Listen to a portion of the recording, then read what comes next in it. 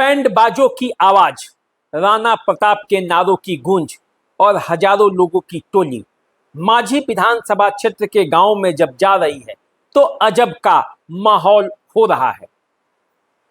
भाजपा के संभावित प्रत्याशी और माझी से चुनाव लड़ने की तैयारी में जुटे राणा प्रताप सिंह आजकल माझी विधानसभा क्षेत्र के गांव में घूम रहे हैं। पिछले 1 सालों से राणा प्रताप सिंह का यही क्रम जारी है और जैसे ही किसी गांव में बैंड बाजा सुनाई देने लगता है, लोग समझ जाते हैं कि आज राणा प्रताप सिंह इसी गांव में घूम रहे हैं। अब देखिए, राणा प्रताप सिंह की तैयारी, राणा प्रताप सिंह की मेहनत, राणा प्रताप सिंह के समर्थकों का दावा अपनी जगह, लेकिन माझी की डगर में राणा प्रताप सिंह की क्या मुश्किलें हैं और माझी में राणा प्रताप सिंह के समर्थक क्या दावा कर रहे हैं, आज हम इस बात की चर्चा करने वाले हैं।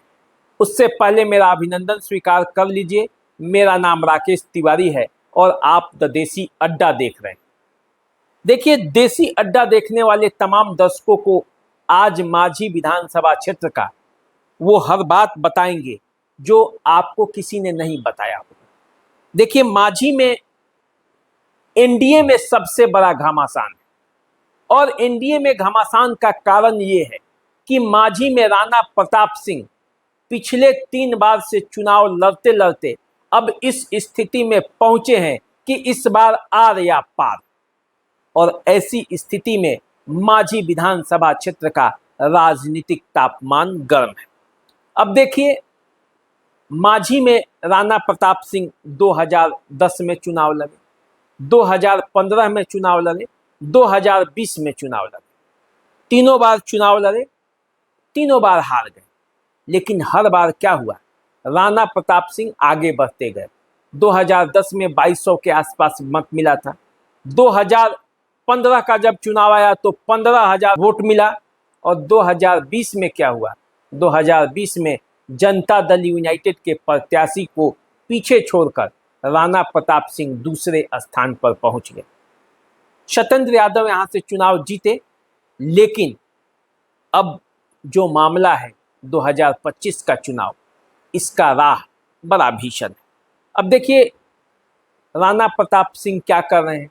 राणा प्रताप सिंह पिछले 1 सालों से पदयात्रा पर हैं, विभिन्न गांवों में जा रहे हैं और पदयात्रा कर रहे हैं। एगो जन पिता पुत्र के रिश्ता होला वो हमने के माझी विधानसभा के लोग से होला। घर घर एक बहन और भाई के जो रिश्ता होला वो एक गांव से के विधानसभा क्षेत्र में बा। एक पिता और पुत्र के जो प्रेम होला वो हमारा लगेला। हर व्यक्ति जन प्यार और मोहब्बत हमारा के देला। बहुत कम लीडर लोग का मिलेला, बहुत कम नेता लोग का मिलेला।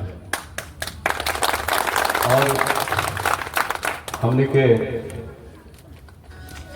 मध्यम क्लास के परिवार का लड़का बना, हमके मुरेठा वाला बांध के परिवार का नहीं किसी, हमके एकदम समान परिवार का लड़का बने। हमने के पीछे बहुत बड़ा परिवार के नेता के भी लड़का नहीं किसी। राउर ताकत, राउर अपनापन, राउर मजबूती के साथ जो हमारा रोड़ा साथे पाने में आधे विधानसभा के एक बच्चा, एक माँ, एक पिता, एक बहन, वो हमारा खातिर बहुत काफी भाई।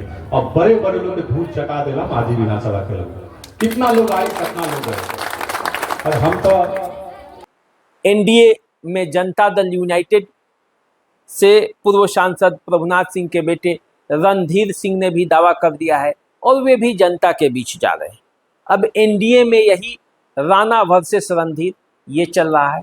दूसरी तरफ आरजेडी में सत्येंद्र यादव के खिलाफ सुधांशु रंजन पांडे चुनावी मैदान में उतरने के लिए तैयार हो गए हैं और सीपीएम के तरफ से सत्येंद्र यादव चुनावी मैदान में उतरेंगे।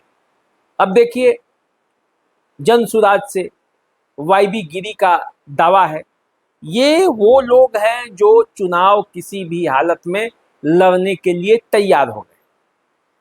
अब स्थिति क्या होगी माझी का, वो आने वाले समय में पता चलेगा, लेकिन आज हम बताएंगे कि राणा प्रताप सिंह की मुश्किलें क्या हैं और इन मुश्किलों से वो किस तरह से निकलने का प्रयास कर रहे हैं। देखिए, राणा प्रताप सिंह की सबसे पहली मुश्किल है कि उनका दुश्मन अपना ही है। उन्हें जितना खतरा विरोधियों से नहीं, उससे ज़्यादा खतरा उन्हें अपनों से है, क्योंकि हर बार अपने ही उन्हें टिकट के रेस से बाहर कर देते हैं। देखिए 2010 में वो चुनाव लड़े, पहली बार वो चुनाव था, कोई बात नहीं। 2015 में वो बीजेपी के लिए प्रयासरत थे, बीजेपी से ये सीट लोजपा को चला गया और तब केशव सिंह यहाँ से चुनावी मैदान में उतर गए। निर्दलीय प्रत्याशी के तौर पर राणा प्रताप सिंह को लड़ना पड़ा।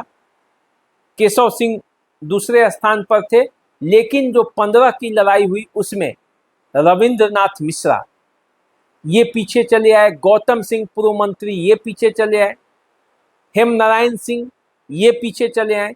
इन 3 प्रत्याशियों से आगे निर्दलीय लड़कर राणा प्रताप सिंह वोट लाए।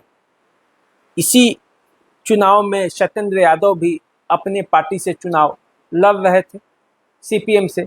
जब 2020 का चुनाव आया तो सीपीएम ने यहाँ से जो विधायक हैं, विजय शंकर दुबे कांग्रेस के थे वहाँ पे, उनका टिकट कटवाकर अपने प्रत्याशी के लिए लड़कर ये सीट लिया। और बीजेपी का क्या हुआ?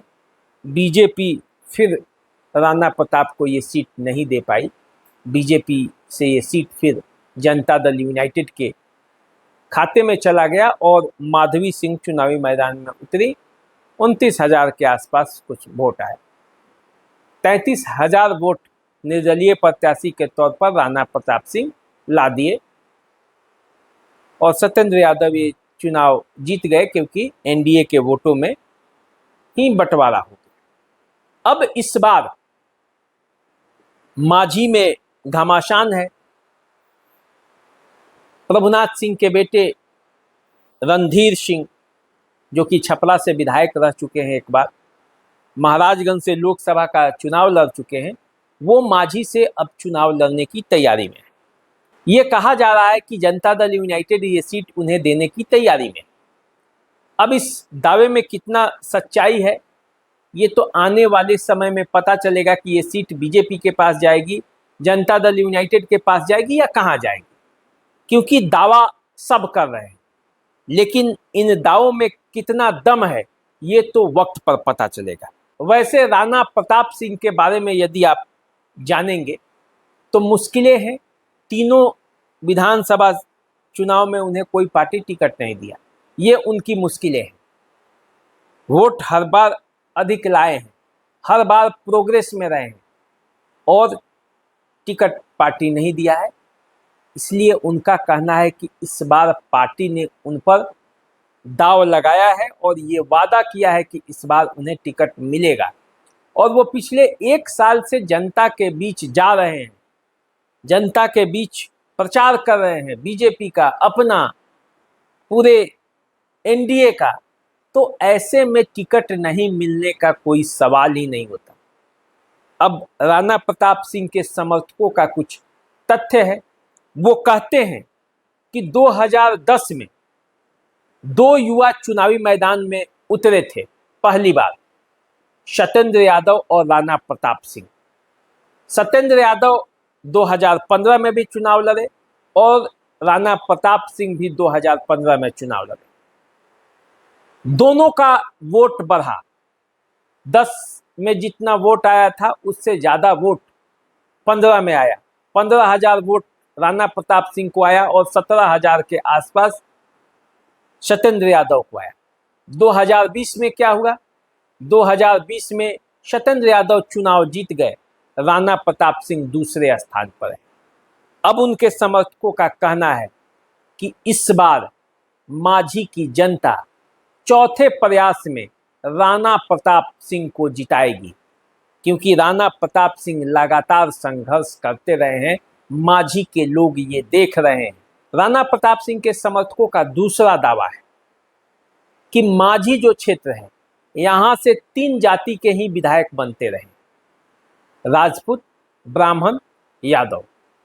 2010 में जब परिसीमन हुआ, माझी में गौतम सिंह बन चुके, 15 में विजय शंकर दुबे बने, 20 में सत्येंद्र यादव बने। अब फिर परिवर्तन होगा और फिर राणा प्रताप बनेंगे। इन सब से अलग राणा प्रताप सिंह कहते हैं कि न वे जाति पर विश्वास करते हैं, और न किसी के व्यक्तिगत आक्षेप पर। वे सीधा सीधा वार करते हैं और अपने क्षेत्र के लोगों के लिए लड़ते हैं, गरीबों के लिए लड़ते हैं। हर जाति हर धर्म के लोगों का उनको सहयोग मिलता है और इसी का नतीजा है कि निर्दलीय वो चुनाव में इतनी संख्या में वोट लाते हैं। इस बार आर या पार होगा, लड़ाई होगी और जबरदस्त लड़ाई होगी और इसीलिए वो गांव गांव में घूम रहे हैं। देखिए, पिछले दिनों वो जलालपुर और माझी प्रखंड का भ्रमण कर रहे थे, तो माझी प्रखंड के भरवलिया और हर्षपुरा गांव में गए। देखिए वहां का नजारा कैसा था।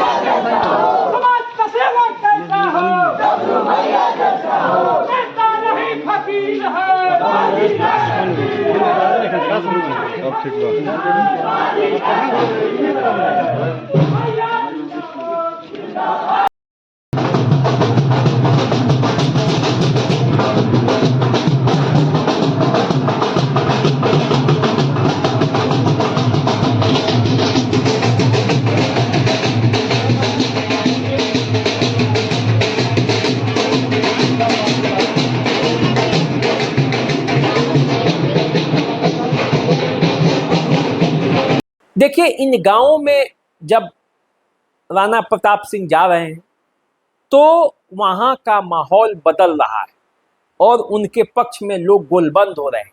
लेकिन असल तो तब है ना जब पार्टी टिकट देगी। राणा प्रताप सिंह को उम्मीद है, लेकिन जब तक पार्टी का टिकट हाथ में नहीं आ जाए, जब तक सीट शेयरिंग क्लियर नहीं हो जाए और जब तक वो नामांकन नहीं कर दे, तब तक कैसे कहा जाए कि पार्टी का टिकट किसे मिलेगा। न घोषणा हुई है, न टिकट मिला है, लेकिन सभी का एक ही हाल है, सब चुनाव प्रचार में लग गए हैं। माझी के माहौल गर्म है। माझी के चुनावी रणभूमि में विधायक सत्येंद्र यादव भी लगे हुए हैं।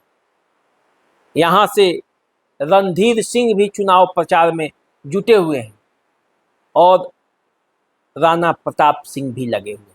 अब देखना यह है कि इन सब में किसे पार्टी टिकट देती है, एनडीए का क्या होता है, महागठबंधन का क्या होता है, माझी की राजनीतिक सरजमीन पर आखिर किसका सिक्का कायम होता है।